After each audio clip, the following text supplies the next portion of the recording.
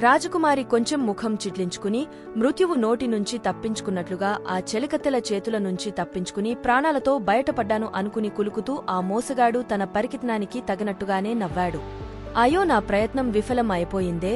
చెలికత్తెల చేతుల్లో చావు దెబ్బతిన్నానే. నేను చేసిన పనికి ఎప్పుడూ గుర్తు ఉండే విధంగా శాశ్వతమైన చురకలు కూడా ఒంటిమీద పడ్డాయి. తలకొట్టినంత పని జరిగింది, అయినా ప్రాణం మిగిలింది. బతికి బయటపడ్డాను అనుకున్నాడు ఆ కపట సన్యాసి. బతుకు ఎంత నీచమైనప్పటికీ పరికిబందలకు ప్రాణమే తీపి. చెంపదెబ్బలు తగిలినా ప్రాణరక్షణే వాళ్లకు పరమావధి. వాడు అలా నవ్వుకుంటూ హాస్యపిశాచాన్ని తన వెంట తీసుకుపోతున్నట్టు నమ్మించి నటించకపోతే రాకుమారి విడిచినా రాజు వదిలిపెట్టేవాడు కాదు. ఏదో విధంగా ప్రాణం నిలబెట్టుకుని బతుకుతారు ఇటువంటి కపట సన్యాసులు. ఆత్మగౌరవం కలవారు ప్రాణాలను తృణపాయంగా చూస్తారు. తలపెట్టిన ఏ కార్యాన్ని అయినా విఫలం కావటాన్ని వాళ్లు సహించరు. అది ఒక గొప్ప అవమానంగానూ మరణం కంటే ఎక్కువగా వారు భావిస్తారు అంటూ భావగర్భితమైన ఒక నవ్వు విసిరి వెళ్లిపోయింది రాకుమారి చంద్రకళ. హేమప్రభువుల మనస్సు ఆమె అడుగులో అడుగు వేసుకుంటూ ఆమె వెనుకనే వెళ్లిపోయినది. ఆయన శరీరం మాత్రం దీనిదితో పాటు బస చేరుకుంది.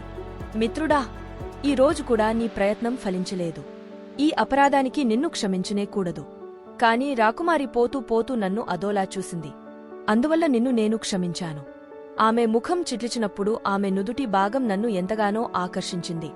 ఆమె మాటలు నాకు కొంత ప్రోత్సాహాన్ని, ఆశని కలిగించాయి. ఆమె తెలివి అమోఘం, ఆమె ప్రతిభ గొప్పది. ఆమె చిత్రాన్ని చూస్తూ రేపటి వరకు ఆమెని చూడకుండా ఈ రాత్రి గడపడం దుర్లభం అంటూ ఆ చిత్రపటాన్ని చూస్తూ ఆ రాత్రి గడిపాడు హేమప్రభువు. ఆ మరునాడు హేమప్రభువు యథావిధిగా పగలంతా అతి కష్టం మీద తన మిత్రుడు దీనిధితో గడిపాడు. ఉద్యానవనమంతా తరిగారు. సాయం సమయం అయి రాత్రి చేరువ కాబోతున్న వేళ హేమప్రభువు కోసం, మిత్రుడి దీనిధి కోసం సెలావేదిక మీద కూర్చుని చంద్రకళాదేవి ఎదురుచూస్తోంది. ఆమె ఓదారంగు చీరలో బంగారు వన్నె రవికతో బహు అందంగా ఉంది. ఆ చీర, రవికకు తగినట్టు కరీటం, నగలు ధరించినది ఆమె. ఆమె హేమప్రభువుని మెచ్చుకోలుగా చూసింది. ఆ చూపుకి హేమప్రభువు సెలావేదికపై కూలబడ్డాడు. అప్పుడు దీనిది చంద్రకళాదేవికి ఎదురుగా నిలబడి ప్రశ్నించడం మొదలుపెట్టాడు. ఓ రాజపుత్రి, ఓ ఊరిలో ఒక ధనవంతుడైన రాజవత్కుడు ఉండేవాడు. అతను కురూపి, అందువల్ల అతనికి బంధువుల్లో ఉన్న ఒక పేదింటి పిల్లను అతనికి బాగా డబ్బు ఉందని పెళ్లి చేశారు. వారి దాంపత్యం చూసి కాకిముక్కుకి దొండపండు అని అందరూ అనేవారు. ఇలా అనడంతో భార్యకి భర్తమీద అసహ్య భావన కలిగింది. కాని అతనికి మాత్రం ఆమె అంటే మహాప్రీతి. అన్ని విధాలా ఆమెని సంతోషపెట్టడానికి అహార్నిశలు ప్రయత్నం చేసేవాడు. ఆమె అతనిని దాసుడిగా భావించినా ఆమెని అతడు మాత్రం దేవతలా కొలిచేవాడు. అయినా రోజు రోజుకి తన జీవితం వ్యర్థమని, దుర్భరమని ఆమె తన్ను తాను అనుకుంటూ ఉండేది. ఆమె మేడమీద తిరుగుతూ ఉన్నప్పుడు వీధిలో తిరుగాడుతుండే అందగాళ్లను చూసి వీరిలో ఎవరైనా తనకు భర్త అయితే ఎంత బాగుండునో కదా అని అనుకునేది. ఎవరింటికైనా వెళ్లినప్పుడు ఈమె ఫలానా వారి భార్య అని చెబితే తనకు చిన్నతనంగా అనిపించేది. కొద్దికాలం అయ్యాక ఎలాగైనా భర్తని వదిలి పుట్టింటికి పోవాలని అనిపించింది. ఒకరోజు తన భర్త ఇంట్లో లేని సమయంలో కొన్ని నగలు, కొంత నగదు తీసుకుని పుట్టింటికి వెళ్లిపోయింది. ఆమె పుట్టింటికి వెళ్లాలంటే వారం రోజుల ప్రయాణం. అక్కడకు ఎలా వెళ్లాలోనన్నదారి తెన్ను తెలియదు. ఎవరిని నమ్మాలో అర్థం కాక ఎవర్నీ తోడు తీసుకుని కూడా పోలేదు. పగలలా బాటసారిలా ప్రయాణం చేస్తూ రాత్రి ఎక్కడ ఉంటే అక్కడ బస చేసేది. ఆ విధంగా ఆమె ప్రయాణం సాగింది. ఒకరోజు ఒక ఊరు చేరుకునేసరికి అక్కడ సత్రం లేదు. ఎక్కడ బస చేయాలో అర్థం కాని పరిస్థితులలో ఒక గృహస్థు కనపడి, అమ్మా, మీరు కలత పడాల్సిన అవసరం లేదు. మీకెటువంటి అభ్యంతరము లేకుంటే మా ఇంట్లో స్వేచ్ఛగా ఈ రాత్రి ఉండవచ్చు. ఎటువంటి అరమరికలు లేకుండా ఉండిపోవచ్చు. నేను కుటుంబీకుడినే, నా విషయంలో ఎటువంటి అనుమానం అవసరం లేదు అంటూ నమ్మించి మోసంచేసి ఇంటికి తీసుకుని వెళ్లాడు. పైకి ఇలా చెప్పాడేగాని ఆమె అందచందములు చూసే అతను భ్రమించాడు. ఆ ఉద్దేశంతోనే ఆ ఇంట బస ఇచ్చాడు. కాని అతని మనసులో దురుద్దేశ్యం ఆమెకి తెలియదు. ఆ రాత్రి ఆమె నిద్రిస్తున్న సమయంలో ఆ కుటుంబి ఆమెను తాకబోయాడు. అతని చెయ్యి తగలగానే ఆమె తుల్లిపడి లేచి వీధిలోకి పరిగెట్టింది. పరిగెడుతున్న ఆమె దారిలో ఒక ద్వారం ఉన్నట్లు గమనించక ఆ ద్వారం తన్నుకుని దబాలున పడిపోయింది. అలా పడిపోయిన ఆమెకు 2 కాళ్ల బొటనవేలు చితికిపోయి రక్తం ప్రవహించింది. తలకి కూడా పెద్ద దెబ్బ తగిలింది. ఆ దెబ్బలకు లక్ష్యపెట్టక వీధిలోకి వచ్చేసింది. గట్టిగా అరిస్తే తనకే అవమానమని తలచి మౌనంగా ఊరుకుంది. ఆమె మరో ఇంటి అరుగుదాకా వచ్చి స్మృతి తప్పి ఆ గుమ్మం వద్ద పడిపోయింది. ఉదయం కాగానే ఆ ఇంటివాళ్లు ఆమెని లేపి సపర్యలు చేసి ఇంటిలోపలికి తీసుకుని వెళ్లారు. ఆమె ఊరు పేరు తెలుసుకుని ఆమెని తన ఇంటికి దిగబెట్టారు.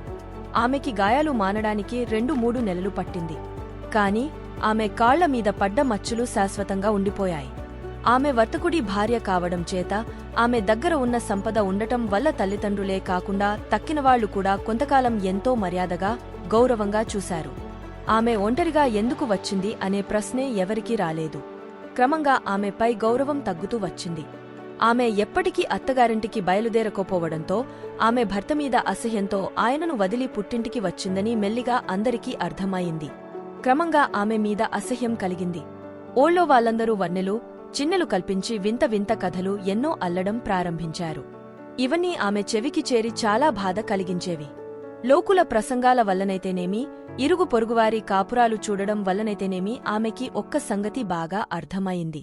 భర్త ఎలాంటివాడైనా సరే అతని దగ్గర ఉండడమే స్త్రీకి గౌరవం, అక్కడ ఉండడమే ధర్మం అని తెలుసుకుంది. కాని ఎంత ప్రయత్నం చేసినా తిరిగి భర్త దగ్గరికి వెళ్లడానికి మనస్కరించిది కాదు. ఒకప్పుడు ఆమె వదినగారు ఏదో సందర్భంలో మనిషికి గుణం ప్రధానం గాని అందం కాదు, ఈ తనువులు శాశ్వతమా, లోకలో నిలిచేవి మాటలే అంటూ ఎత్తిపోడిచింది. ఈ మాటకు ఆమె తలదించుకోవలసి వచ్చింది. ఇప్పుడు తన చూపు తన కాళ్ల వేళ్ల మీద పడింది. ఆ వేళ్లు మునుపటిలా కాకుండా చాలా అందవికారంగా ఉన్నాయి. క్షణంలో తన శరీరానికి సంబంధించిన కాలివేళ్లు ఎలా మారిపోయాయో అర్థమయింది. మా వదిన చెప్పిన మాటలో వాస్తవముంది అని అర్థమయింది ఆమెకి. మనసులో గొప్ప మార్పు కలిగింది. నేను పుట్టింటికి వచ్చి ఏడాది కాలం అయింది, ఇకనైనా నా భర్త వద్దకు వెళ్లిపోవడం శ్రేయస్కరం అని ఆమె నిశ్చయించుకుంది. తన అభిప్రాయాన్ని తల్లిదండ్రులకు, మిత్రులకు తెలియజేసింది. వారు ఎంతగానో సంతోషించి దీవించారు. 2 రోజుల్లో ప్రయాణం అనగా దురదృష్టవశాత్తు ఆమెకి తీవ్రంగా జ్వరం వచ్చి ఒళ్లంతా అమ్మవారు పూసింది. ఆమె తేరుకుని బతికి బట్టకట్టడానికి 2 నెలలు పట్టింది. ఆమె శరీరం, ముఖం ఇప్పుడు చాలా వికారంగా తయారైంది. అద్దంలో ముఖం చూసుకుంటే నేనెవరిని అన్నట్టుగా ఆమెకి తోచింది. తన శరీరం తనకే ఆశయంగా తోచింది. ఈ స్థితిలో ఆమె గర్వం పటాపంచలైపోయింది. భర్త ఉత్తముడు అని, అతని సుగుణాల ముందు తన సౌందర్యం దిగదుడుపే అని ఆమెకి బోధపడింది. ఇక క్షణం కూడా ఆలస్యం చెయ్యకుండా భర్త దగ్గరికి పోవాలి, అతని పాదాలమీద పడాలి, క్షమించమని అడగాలి. అలా అయితే మిగిలిన జీవితం ప్రశాంతంగా గడుస్తుంది. పూర్తి ఆరోగ్యం కుదుటపడ్డాక తాము సాయం వచ్చి దిగపెడతామని, కొన్నాళ్లు ఆగమని తల్లిదండ్రులు, స్నేహితులు కాలయాపన చేశారు. ఈ జాప్యాన్ని భరించలేక ఆమె ఒకనాటి రాత్రి ఎలా వచ్చిందో అలా తిరిగి భర్త వద్దకు వెళ్లిపోవడానికి బయలుదేరింది.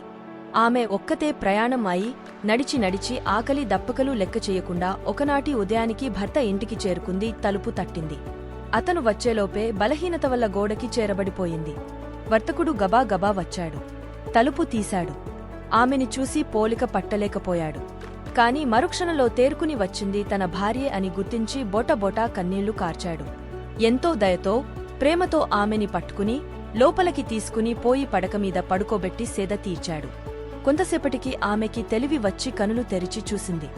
ఎదుట ఎంతో జాలిగా, ప్రేమగా కన్నీళ్లు కారుస్తూ భర్త కనబడ్డాడు. అప్పటి ఆమె స్వరూపం వికారంగా ఉంది. శరీరం చిక్కిపోయి బలహీనంగా ఉంది. ఆమె మురికిగా ఉన్న చీర ధరించి ఉంది. నడిచిరావడం వాళ్ల దారిలో ధూళి తన పాదాల నిండా పేరుకుని ఉంది. దారినపోయిన బిచ్చగత్తె కంటే హీనమైన పరిస్థితుల్లో ఉంది. ఆమె తెలివి తెచ్చుకుని భర్తను చూసి సిగ్గుపడి కళ్లంట నీరు కారుస్తూ చేతులు జోడిస్తూ పడకమీద నుంచి లేవబోయింది. కాని భర్త ఆమెని లేవనీయలేదు. కన్నీళ్లు కారుస్తూనే అతను తన పై మీద వస్త్రంతో ఆమె కాళ్ల దుమ్ము తుడవసాగాడు.